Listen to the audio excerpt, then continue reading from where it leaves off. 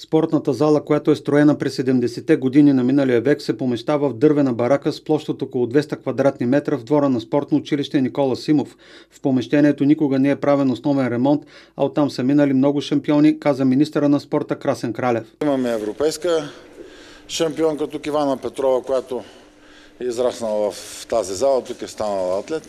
Виждате какви са мизерни условията, това не е мястото, където може да се провеждат нормални тренировъчни занимания. Затова заедно с господин кмета и господин областния управител решихме, министерството ще отдели нужните близо над 70 хиляди лева, да се направи основен ремонт на цялото помещение.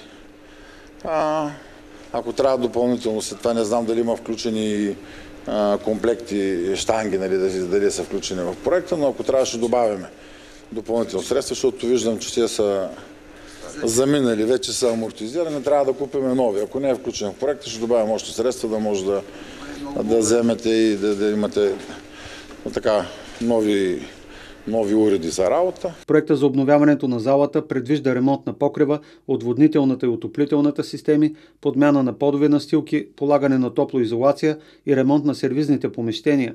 Кмета на Търговище доктор Дарин Димитров благодари на министър Кралев за подкрепата и заяви, че целта е децата да имат все по-добри условия да тренират и да се развиват. Следващото нещо, което предстои, е откриването на игрищата за тенис, което е много важно, и ремонта на тази зала.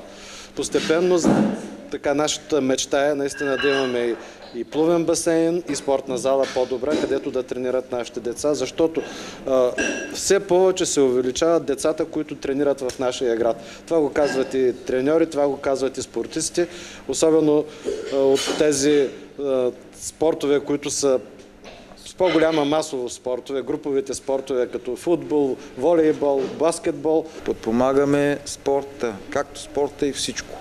Като говорим образование, като говорим спорт.